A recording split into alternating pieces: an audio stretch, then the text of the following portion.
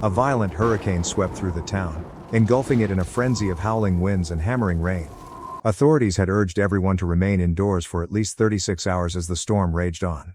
In the Griffin household, the entire family huddled around the television, eyes fixed on the screen as updates flashed by, each face tense and pale under the bluish glow of the TV. But in one harsh gust, the power flickered, and the screen went black.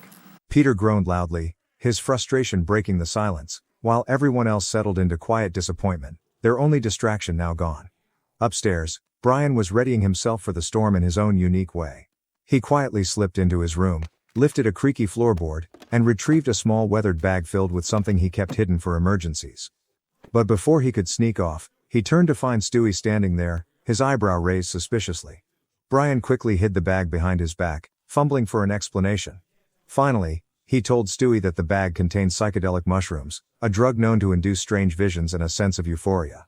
He figured it might be the only way to make it through the long, stormy hours ahead. Downstairs, Lois attempted to lighten the mood by suggesting they play a round of charades. But Peter, with his relentless need to talk, managed to spoil the game, prompting groans from the rest of the family.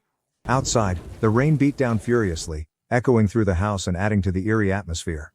Yet, in a strange way, Lois was content. At least they were all together, safe inside the house, and that was enough. Meanwhile, Brian, feeling a bit too confident, decided to try a few of the mushrooms. Soon enough, they began to take effect. Colors around him grew vivid, and the room seemed to breathe. Glancing at Chris, he saw the boy's face turn an odd shade of purple. Lois, on the other hand, appeared to have a sunny side-up egg atop her head, which slowly slid down her face. Stewie's head disturbingly morphed into a jiggling, swirling blob of jello, flickering in and out of existence. Brian, dazed and overwhelmed by these bizarre hallucinations, stumbled out of the room, hoping to find a quiet place to collect himself. Stewie, curious and somewhat concerned, followed Brian and found him in the bathroom, behaving in a completely unhinged manner. Brian, seemingly lost in a twisted reality, was attempting to slice off his own ear. He handed a horrified Stewie the bloody appendage, mumbling incoherently before collapsing in a heap on the bathroom floor. Stewie, half panicked but determined, managed to stitch Brian's ear back on, hoping the strange hallucinations would wear off soon.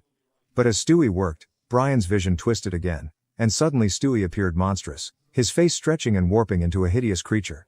Brian let out a terrified yelp and bolted down the hallway, trying desperately to escape the nightmare that Stewie had become. Back in the living room, the rest of the family endured Peter's off-key singing as he attempted to belt out old movie soundtracks, blissfully unaware of the turmoil elsewhere in the house. Brian, still caught in his hallucinations, stumbled into an alternate, surreal version of his world. There, an insect like Meg scuttled over to him, warning him in a frantic whisper to hide.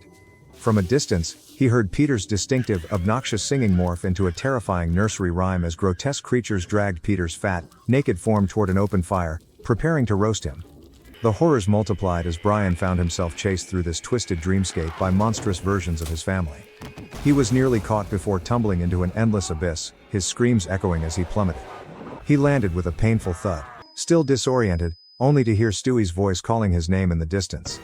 Gradually, Brian's vision cleared, and he blinked, parched and weary, finally regaining his grip on reality. Back in the kitchen, Stewie helped Brian to a glass of water, his gaze filled with a quiet empathy as Brian came back to himself. Meanwhile, tension simmered in the living room. Meg, who had been sitting quietly, finally burst, fed up with her family's constant judgment. She lashed out at Chris for his relentless teasing, then turned to Lois, accusing her of being a harsh, inattentive mother. Lois's eyes filled with tears, taken aback by Meg's words, realizing perhaps that there was truth in her daughter's grievances. In a softer voice, Lois apologized, acknowledging her own faults and promising to be more understanding. But Meg wasn't finished. She turned her fury on Peter, accusing him of being a selfish, irresponsible father who had never taken an interest in his children.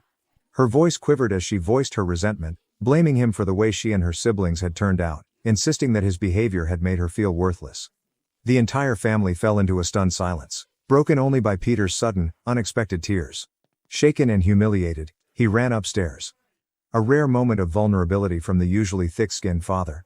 Realizing the weight of her words, Meg followed him and, in a quiet apology, admitted she had unleashed her own frustrations on them, letting her insecurities spill over. Slowly, each family member joined them upstairs, feelings still raw yet softened, and they embraced, finding solace in their shared, imperfect love. As the storm raged outside, the Griffins huddled close together, rediscovering a bond they had almost forgotten in the whirlwind of their everyday chaos.